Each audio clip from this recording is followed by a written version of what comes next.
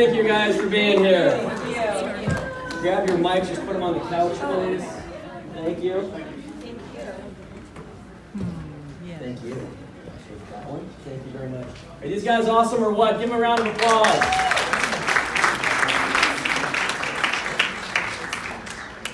All right, let's end this mess so we don't trip on it. That should be good. All right, everybody, ready to keep it rolling? Our next speaker, well, real quick, I just want to do a reminder, and then I'll tell you about our next speaker. If you haven't, make sure you get out there and meet the guys at Chase, so you can get entered into that barbecue set drawing. Say hello to Gary, and make sure you go talk to the reverse mortgage guys about how to get some listings via some old people, because they need specialty services and they can tell you how to get it. So our next guest, I met on the glamping trip as well. You guys want to talk about access and how important it is? I keep talking about it. I met on the glamping trip when she was photobombing me and a friend of mine named Billy in the redwoods on a 6 a.m. redwood nature hike. And as him and I were taking a very profound picture, I have her smiling face airborne behind us. And that's right, that's how we met. So I'm going to read you her bio because it's so entertaining.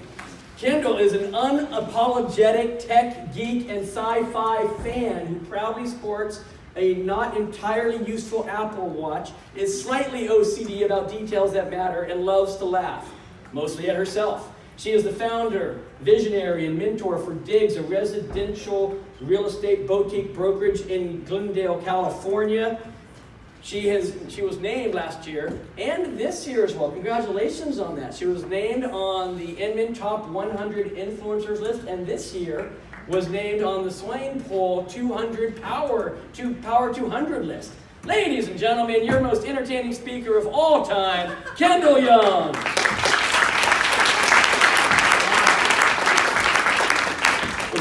Lots to live up to, huh? Yeah. You got to bring it down. I am not that entertaining. Well, yeah, I am that entertaining.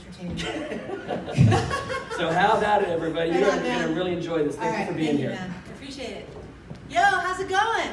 All right. Who here was so inspired by what JK just brought it to the stage, right?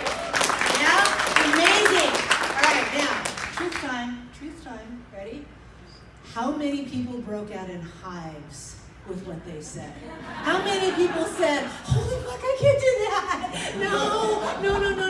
I'm boring. I don't have anything to share. Nobody wants to know what I had for breakfast. Truth. Nobody wants to know what you had for breakfast. I don't have anything to share. I mean, why bother? No. I'm private. I'm so private. Nobody needs to know what I do in my private life. I'm not, no, I don't even have a Facebook account. I'm not going to do it. I'm the speaker for all of you. Okay? So take the Benadryl. Okay? It's all right. It's cool. Now, the truth of the matter is that I do think that what JK shared with you is the way you should move towards. But I'm like your transition drug. Okay? If you're not going to let the freak flag fly right away, we'll take baby steps.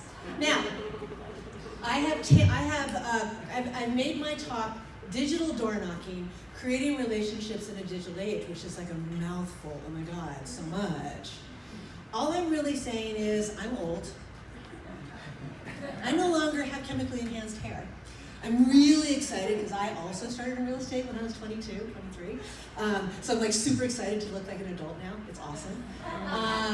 But because I've been in this business a really long time, it was everything. We actually did our contracts on stone tablets and chisels.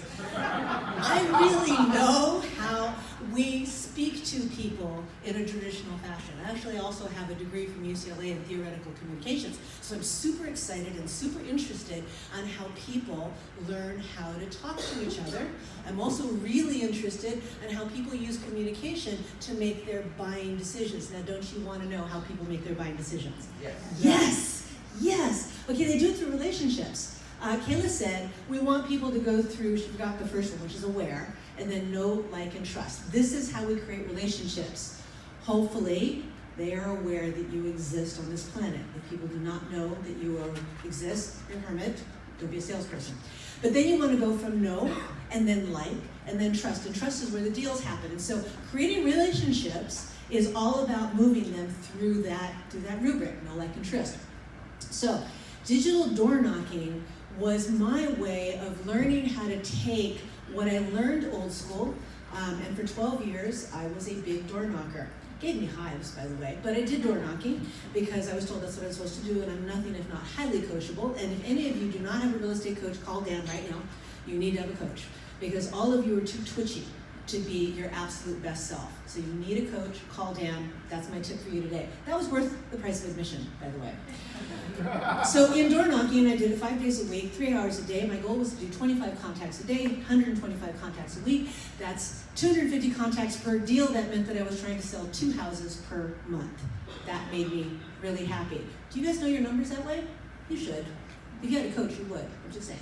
So what I wanted to do was to figure out how to take that door knocking concept, all those lessons that I learned, and I'm really, really good at it, and lay them into the digital age. Because we have tools today that we never had back in the old days. So before I get into exactly how to do digital door knocking, I need to give you a little bit of a history lesson. Sterling?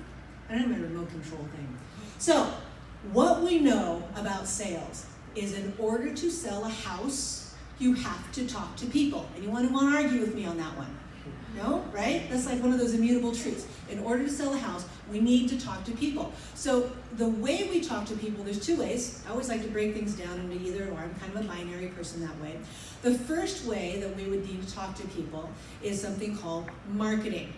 Now, marketing is that stuff that you think of when you think of, well, salespeople in general. Next one. So marketing is going to be things like newspapers, magazines, postcards, billboards, bus benches, having your ad in the movie theater. Has anybody ever done that? It is so disconcerting to see your face the size of a VW bug. It really is. Very uncomfortable. So marketing is the sort of thing that you write a check, either to a graphic designer and then to the platform of choice, and there's a lot of good and bad with the idea of talking to people through marketing. The first thing that you really need to know about marketing is it is a one-way channel, right? So you write the check for the billboard goes up, and it's a one-way message just out there, right? To everybody's driving by, to the people who see your ad, to the people who receive your postcard. It is one way. There's no way to feedback channel to you, right? The second thing you should know is it's very non-specific.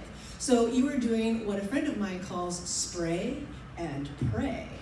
You spray it out there. You have no idea who is receiving your message. You have no idea if the message is valuable to them, something they want to hear, something they don't want to hear. You don't even know if you've offended the heck out of them, right? One way, that's what marketing is. And the last thing is a really large volume. I did actually have a billboard. I argued with my coach for quite some time about that. He said I had to do it, so I said fine. I'm nothing if not coachable. I think probably 100,000 people, maybe more, drove by that stupid billboard. It was a lot of people, way more people than I ever want to do business with because I'm essentially lazy. So that's what's going on. I think we all are, right? Yeah. I mean, nobody really wants to work any harder than they have to. So that is what marketing is about. That's your way number one. That's what we call indirect communication. The second way is, if it's indirect, the second one's going to be, say it together, thank you, direct. I'm glad to know you're all awake. So with direct, that's what we call prospecting. Now prospecting has a lot of benefits to it. Number one would be, oh yeah, I forgot about this one. Okay, I wanted to make sure y'all were awake and I was billed as being amusing. So I have a little video showing you what prospecting is like. Well, specifically door knocking. I think you just press it, just tap it. There you go. I don't have any audio. Oh, we don't have an audio. Oh, dude, that's terrible. All right, never mind. Yeah, it was just comic relief anyway, but it's a great one. So door knocking is that classic sort of prospecting, right? It's absolutely classic. It is that idea of going to somebody and having a two-way conversation, right? You knock on the door, they answer it, hopefully answer it, and then you get to have your door knocking script. Does anybody know what the ideal door knocking script is? You want to know? I can tell you. I mean, I've done more door knocking than probably anybody in this room. All right, here you go. Here is a bonus for you that wasn't even planned in the talk. The ideal door knocking script. You knock on the door, you say hello. The first thing you say is, hi, I'm Kendyl Young. I am your local real estate gal. Would you like to buy or sell a house today? And the answer will be? No. Thank you. Why do I want to ask a question where they're going to say no? Because they want to say no. Because they need to say no. Because if they don't get to say no, they will not hear a single thing that you are going to say after it. Right? So until they get to say, no, I'm not going to buy anything from you, you dirty rat scum salesperson, they will not listen to you. So you've got to ask them a question that they can say no to, and now they're going to relax. I've told you I'm not going to do business with you. Then you're going to ask 3 more questions. You're going to say, so, by the way, how long have you lived here? Where did you come from? Why did you choose to come to this neighborhood when you came here? And then the 5th question is circling back around to ask permission, which is, well, if you ever were to move in the future, where would that be? Now, what are the reasons for those questions? I always tell my agents, and I love teaching my agents, you need to know not only the script, the words, but if you have no idea why you're asking those questions, it's going to come across like, and how you live here, and where'd you come from, and where is it, and where is it, and they're going to go blah, blah, blah, blah, blah. But if you know why you're asking the questions, then you can get an actual rapport. First question was to say no, so they can get comfortable with you. The next 3, so they could talk about themselves, right? And what does Andrew Carnegie say? People will know and like and trust you if they get to talk about themselves. So 3 questions so they can get to talk about the history of why they live where they live and all of it. And inevitably, stories come about the schools and their kids and their grandkids and so on and so forth. And then once they get to like you a little bit of rapport, then you can ask them a question again. Are you thinking about moving? Now they like you, they might actually tell you the truth. So little bonus there for you. That's your ideal door knocking strip. So I wanted to take those concepts and use them in a way that allows me to prospect. Another thing about prospecting, real specific. When you're door knocking, head knocking, social networking, any of that, you are going to a specific pool of people. Like if it's like I did door knocking, I always chose the doors to knock on based on I had a listing there, I sold something there, I was hosting an open house, I had a buyer who really wanted to buy in that neighborhood, real specific. And my message was really specific, designed to be valuable for the person I'm talking to. If I was at a social engagement, I would have some idea of who those people were. They were there, it was, I don't know, Rotary Club, Kiwanis, kids soccer club, whatever it was. I would know something about those people because they came together for a specific reason, and I would be able to speak with them on topics that were valuable to them. It was my kids' soccer team, whatever. I know those mommies have other kids, they're soccer mommies, they probably want a large backyard. I happen to know about a house with a large backyard. I would bend that opportunity. I would have a house that I thought was really great for them, and I could talk about it. That is a 2-way conversation. I could find out what's going on with them. And then the last thing about prospecting, limited volume, right? So in the first one, marketing, I could write a check and I could reach hundreds of thousands of people. With prospecting, I am limited to an exchange of time for contact. I only have so much time, I can only make so many contacts in that time, and I'm exchanging it. No matter what I do, I can only make so many contacts if I'm going to be prospecting. So that brings me to the whole point of this talk, and that is digital marketing. Bonus points if anybody knows what model of Mac that is. Mac SE30, yeah, thank you. I tried to get you a picture of a Mac 64, but I couldn't find one. All right, so digital marketing is the concept of using social media. Now, there's a lot of platforms out there. JK Real Estate actually mentioned quite a few of them. Here's the thing I need for most of you that got hives to know. You don't need to do all of them. Pick one, just one. Figure out where your audience is. Pick the social media platform they're probably on, and then become an expert in that. And then if you get really good at it and you have extra time, then you can branch out from there. For me, I sell homes to Mom and Pa Kent. Again, it's a greater thing. My audience, if they're anywhere in the electronic world, they're on Facebook. So I am now an expert on Facebook. Once I became an expert on Facebook, now I'm branching off into Instagram. Snapchat gives me the hives. It makes me crazy. But it's a great thing, and if I was like 15 years younger, I would totally be on Snapchat. So that's what I do. So I'm going to teach you some great things that you can do to digitally door knock, one-on-one, the electronic version of face-to-face, belly-to-belly, creating relationships, and it does not include you being on video, although you could do video, and it does not include you being super comfortable with letting your freak flag fly, necessarily. Like I said, this is an entry drug. So, let's talk about this. With the electronic medium, you could, if you wanted to, and I think most real estates do, apply marketing techniques to the digital medium. What do I mean by that? You guys know. You see it on Facebook. If any of you are on Facebook, you know this. Come to my open house. I will be there from 1 to 4. Can't wait to see you. I just listed a house in the neighborhood. Here are the great pictures. I am so humble to have represented this lovely family on this latest sale. I'm so tired, but I'm humble. It's called the humble brag, don't do it. If you do, I will come down and hit you down, okay? And that is a version of spray and pray. You are actually not expecting, nor are you inviting, nor are you giving any entry into a conversation with you. You're kind of hoping they're going to talk to you, but really all you did was say, here's my open house, come. Now, why is anybody going to actually respond to that, right? Here's my new listing. Here's my latest sale. Here are my happy clients. Here's my testimonial. This is brag, brag, brag, brag. It's all about me. All about me. Now, that doesn't mean you shouldn't ever do that sort of stuff. Your mom loves to see that stuff on Facebook. I guarantee it. They love it. Your best friend loves to see that on Facebook. So it's not that you shouldn't do it. It's just that if it's all you're doing, understand you're doing the version of a digital postcard. You just sent the postcard, and now it's going to go in the mail, in the trash can. Now, the old days, back in my day, the idea was that it was okay to send junk mail because at least your name was being shown as it went from the mailbox into the trash can, and any showing of your name is a good thing, right? So that's what it was with junk mail. But when you do junk mail in digital marketing, here's what actually happens. You put it out there, nobody responds, nobody likes, nobody engages, and then Facebook decides you're irrelevant, and now it won't show your post even to your mother. And then your mother is going to call you and say, honey, did you get out of real estate? I haven't seen your stuff lately. And it's because Facebook decided you're irrelevant. So there is a consequence to spray and pray in digital media. You're not going to be seen. There's too much noise. There's too much going on, so don't do it too much. You can do it once in a while, but not everything. All right, so what are we going to do?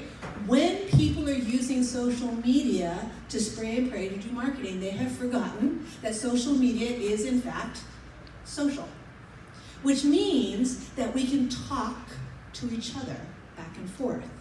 This means that the way you use it should be fundamentally different, and we aren't doing that. You should be using social media to talk to people and get people to talk to you. Which means that if you put open house on there, you can say open house, that's okay. But what if you were to say, here's an open house, maybe it's an open house in a neighborhood that you grew up in. You've been there for decades. What if you were to say, hey, come to my open house. Does anybody remember Wally who lived next door to this house? You might get engagement from people who also lived in the neighborhood. This is a way to talk to people, which you can't do with your just listed postcard. So I'm going to give you a bunch of ideas on how to talk to people and how to be in engagement with them that doesn't include spray and pray. So there's something called Facebook lists. By the way, the next few slides, there is going to be stuff that you're going to do that you don't know how to do if you don't use Facebook. I don't have time on stage here to tell you how to do it. So I'm going to give you an incredible resource. It's going to tell you how to do everything. Are you ready? Write this down. Pens up. Okay, ready? Go to youtube.com.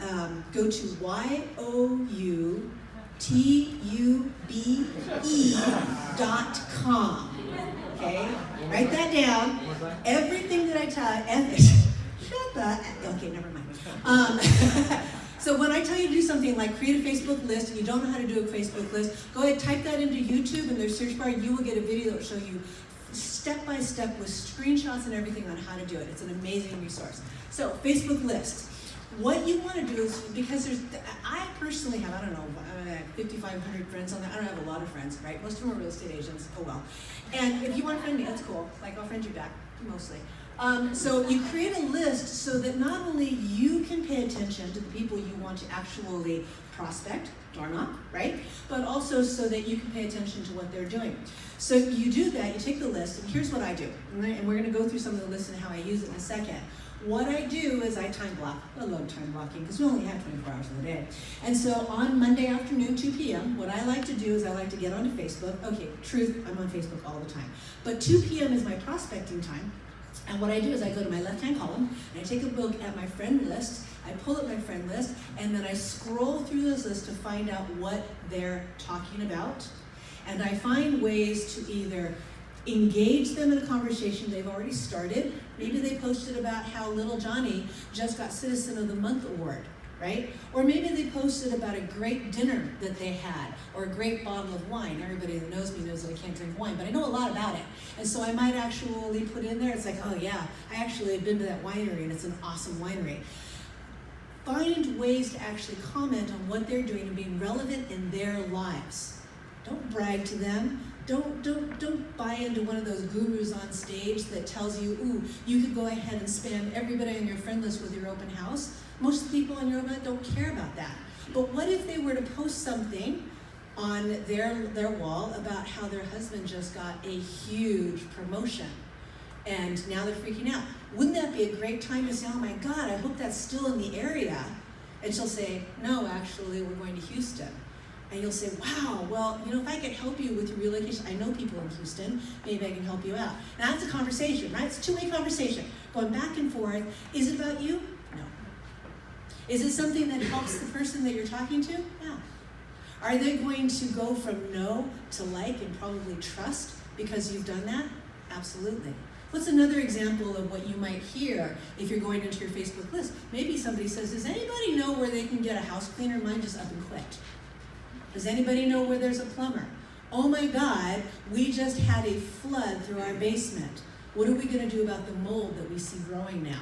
Recommendations. If you're going through the list and you're taking a look at what they're talking about, you can find ways to engage them in conversation that is about them, not about you. But here's the other thing. You can also find out what they're interested in as you're watching through their feed, right?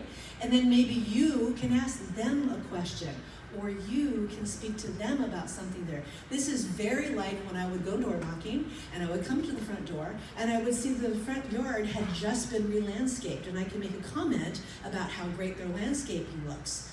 Digital door knocking, now I've just done that on Facebook. Okay, so what are some of the lists that I have? First and foremost, whenever you get a new client, whether it's a buyer or seller, you need to Google stalk them. And part of that Google stalking is to find their Facebook profile. Put them on a client list. You want to know what they're saying because they might be talking about you. They might be talking about their real estate experience. And you want to be able to chime in there because what happens? When they talk about the real estate experience, maybe they'll talk about a house they saw, or maybe they say, boy, my real estate agent didn't find me this house. I had to find it by myself, right? Doesn't matter what they say. All their friends can see it. When you chime in on that, you say, oh yeah, that house was a real killer house. We should probably talk some more about that. All of their friends will now see what you just put in on the client. So remember that thing about marketing, prospecting, where it's limited? You can only talk to a few people. Now you've talked to all of their friends, and their friends talk to their friends, and so on, and so on, and so on. That's why social media is so powerful. Past clients. This is a really good one. I write workflows as part of what I do on the side, and one of my workflows is to figure out how to stay relevant and connected to people after the close of escrow. With buyers, that's really easy to do. Okay, it's not that easy, but I figured out how to do it. For sellers who've moved out of the area, it's a lot harder to stay relevant, but they still know people in the neighborhood. They still might be able to refer business to you. So you want to stay relevant to them. A Facebook list of your past clients is a great way to do that because you're no longer going to see them in the grocery store. I had some clients who moved to Austin, Texas 4 years ago, been on my list. We still talk probably every 2 weeks. Because they're on Facebook and they're talking about their adventures, and we're talking. I've probably gotten 4 referrals from them because we're still in contact through Facebook and Facebook lists. And by the way, Facebook does not show me their stuff. I have to go into my list to see what they're posting on their wall so that I can engage them. City neighborhood is another way of keeping track of people in your local area. Now, Facebook has already created this list for you, by the way. It's called Smart List. And again, you look on your left-hand column, you'll be able to see that. Go into that. I only go into that one maybe once a month because it's an own holy mess. There's a lot of people in Glendale. We're a big, big city. Another kind of list that you might want to have is investors. Investors are not generally on Facebook to be your friend and to talk about like soccer and stuff. Generally, investors are there because they're doing the same thing you are. They're looking for opportunities. However, when they're on Facebook and you are in a relationship with them, you have the opportunity to find out what kind of investments they're actually going for. And then you have the opportunity to just go in there and say, hey, I've got this thing that I'm working on. Are you interested? It's a piece of land, it's an apartment, it's a fix and flip, whatever it is. So have lists of investors. It's also a great way of finding out what they've got coming on the market, right? They bought something, they're gonna flip it for a profit. We all have scarce inventory in our markets. This is a great way to get the jump on your competition. And the last one is tastemakers. Never, ever discount the power of the alpha mommy. You should know who the alpha mommies are in your neighborhood. I have 3 of them working in my company. It's the most awesome thing ever. Tastemakers are people who are not necessarily looking to buy or sell, but people are paying attention to them. So they're typically on Facebook and on Instagram. Those are 2 places in my marketplace where the tastemakers live.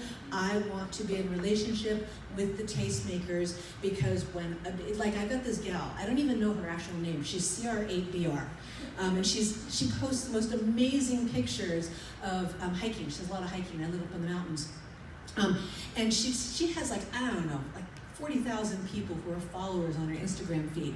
And all of her pictures are local to Glendale. Dude, I definitely want to be in contact with her because when I comment on one of her pictures and she comments back, everybody sees my name. So everybody that's attached to her sees me. They know it's like being with the cool kids. I'm cool kids. I'm cool by default. I love it. So this is a way. Now, is any of this you putting yourself out there and talking about your deep personal secrets in public? So this is your entry drug. You are getting to be in relationship with people, you are talking to people, you are being valuable to people, but you are not necessarily talking about your latest AA meeting, okay? So this is a great way to be social. Another way is groups. Now, when I was door knocking, most of the people that I talked to were not people that I actually knew. They were strangers. Stranger danger. It's hard to talk to strangers. Facebook makes it a lot easier because unlike going to the doors, they are on Facebook voluntarily. They want to be there. They're spending their time hanging out with their friends. They want to be there. They don't necessarily want to see all your real estate crap, but they want to be there. So when we're talking to people that we don't know on Facebook, we have a much easier chance of creating a relationship with people you don't already know, to move them to the point where they know you, then you get into a relationship, they like you, go to trust, and then you have a possibility of doing a deal. So what are the types of groups that you can do? So, well, first of all, how do groups work? Again, YouTube, go ahead and put that in there. But groups are like people who have come together for some kind of shared affinity. So there's a lot of different ways that they might come together. It's political, it's beliefs, it's hobbies, it's actions, it's all kinds of things. But they come together for a particular thing, and they want to talk about that particular affinity. So a real easy group would be joining or finding a group that's come together about your neighborhood or your city or your subdivision. I guarantee you that there is a group in your subdivision. If there isn't, you should start one. And we'll talk about that in a second, starting groups. But join that one and get in. And again, don't spray and pray all of your real estate crap. They're not there to buy a house. They're there to talk about, like a really big group in Glendale is Jewel City, Vintage Jewel City, because the nickname for Glendale is Jewel City. It's a huge group. There's tens of thousands of people in this group. And they love getting together and they love posting pictures of what it looked like back when. Or they want to find and reconnect with their friends from elementary school 80 years ago. Or they want to find a neighbor, an old neighbor. Or they want to talk about a business. Or they want to all talk about how we can't get great onion rings now that Benji's on South Brand has been bulldozed over. Okay, I might have started that thread. I really like this.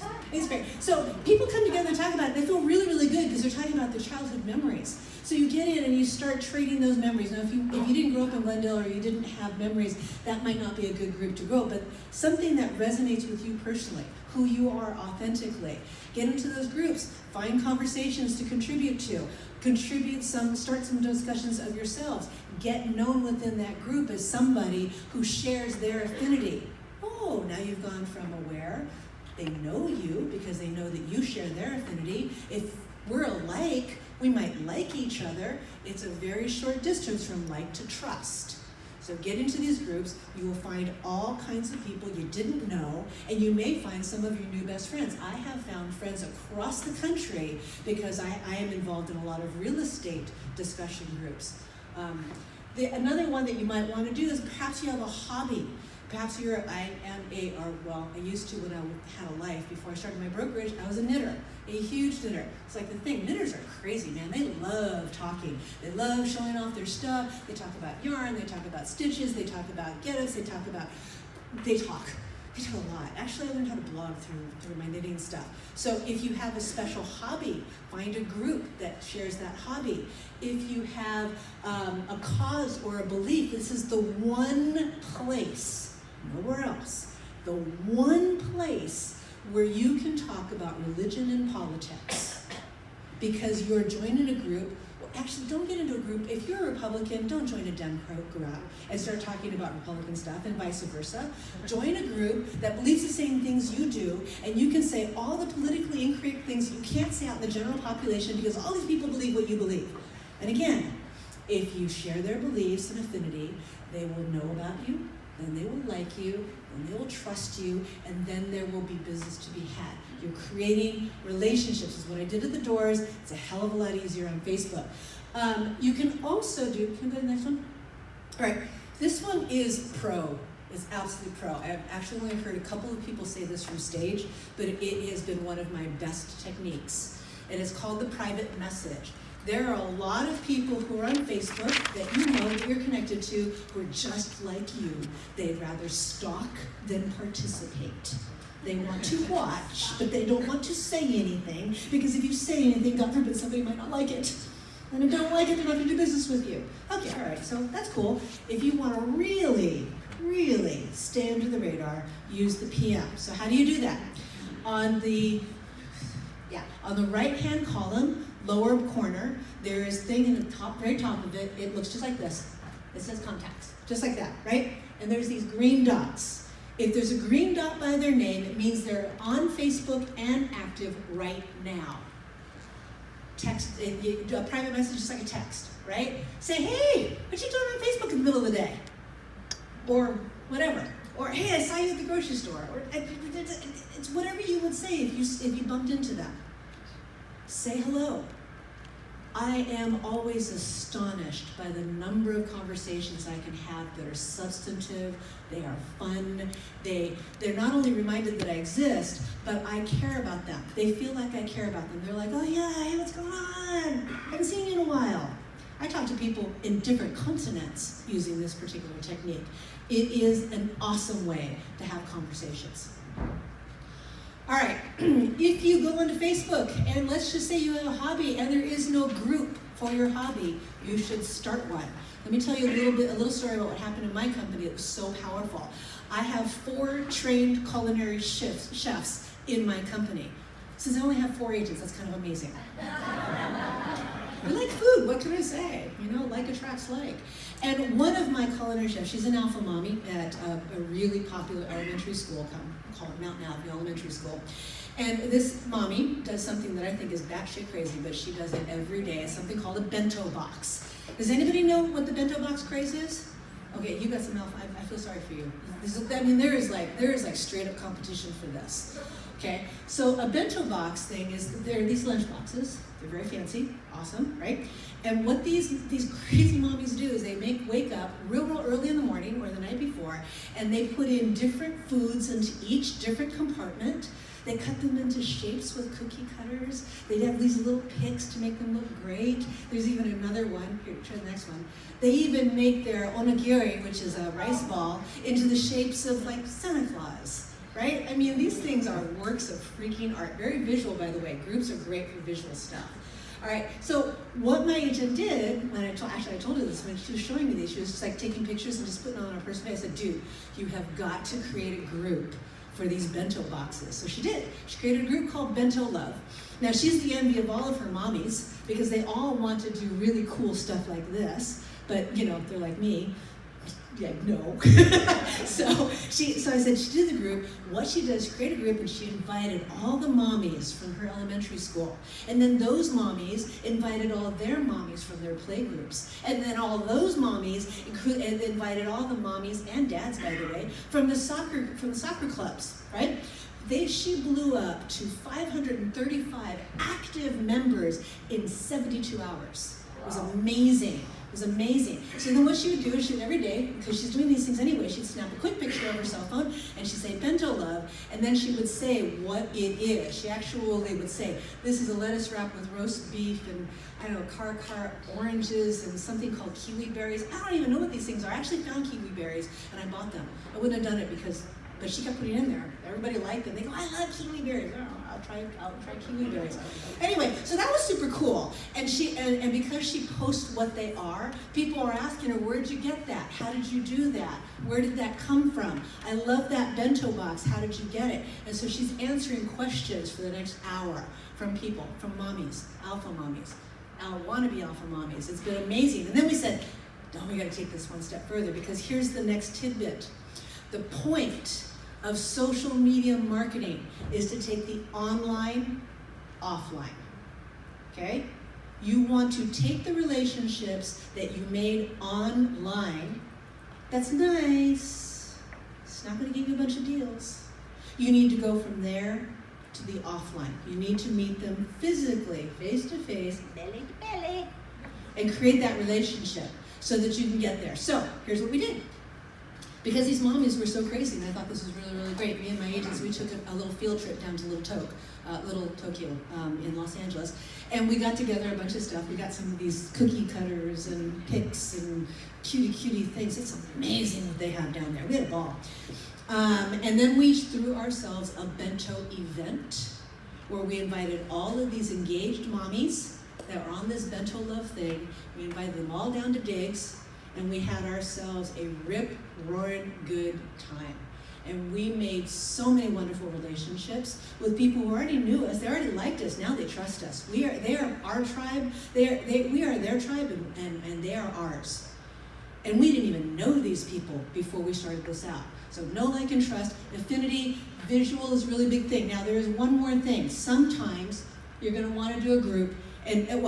So visual is really, really important. So here's some ideas on some visual groups that you can do. Now, why is visual important? Because one, Facebook really puts a priority on things that have pictures and video in it. More people will see it if you have pictures or videos. So I lied. I said I wasn't going to tell you to do video. I do a lot of video. Get over yourself. You think you look weird? I got news for you. Everybody else knows you look weird, so it's cool, right? You think your voice sounds funny? Yeah, it does. Get over it. Okay, so, but that's what they have. So here are some ideas. Vintage photos of your community, that's a big one. Architectural photos. People love to see pictures of pretty homes. I just started a new group called Mid-Century of the Foothills because it gives me an excuse to post pictures of pretty houses. Hiking, if you're a big hiker, people love seeing pictures of flowers and nature and sunset. You post a picture of sunset or sunrise and you're gonna get 100 likes just like that. Craft or a hobby, we talked about that, or collectibles.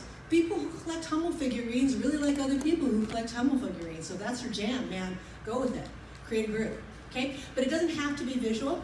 There's another set of groups that you could do, and that would be discussion groups.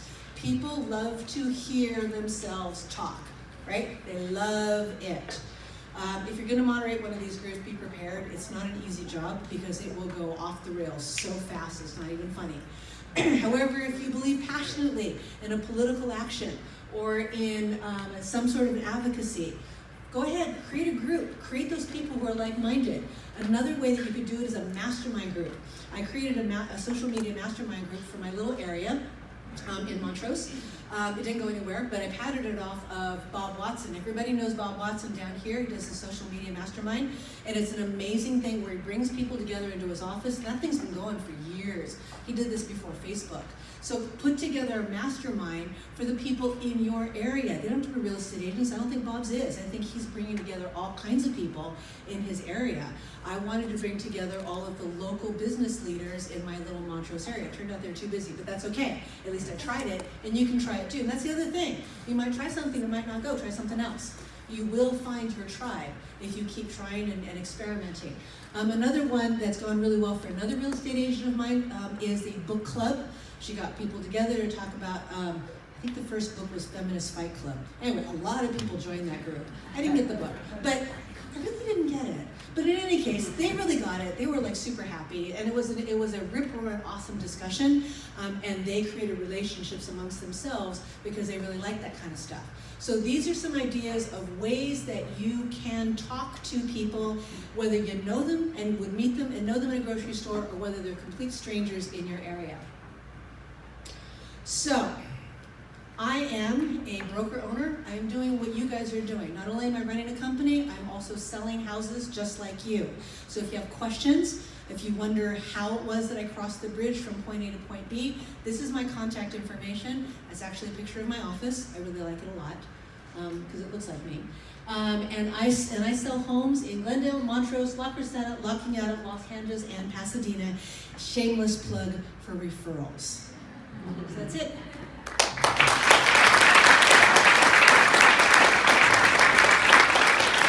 I told you she was going to be great. Wait a minute. Here we go. We should do a selfie so with everybody in the back. Oh, this way. All right. You gotta have selfies. Hey, everybody wave. I got a selfie with Kendyl Young. I got a selfie with Dan! Thank you for being here. I appreciate it. That was fantastic. Give her a round of applause, everybody.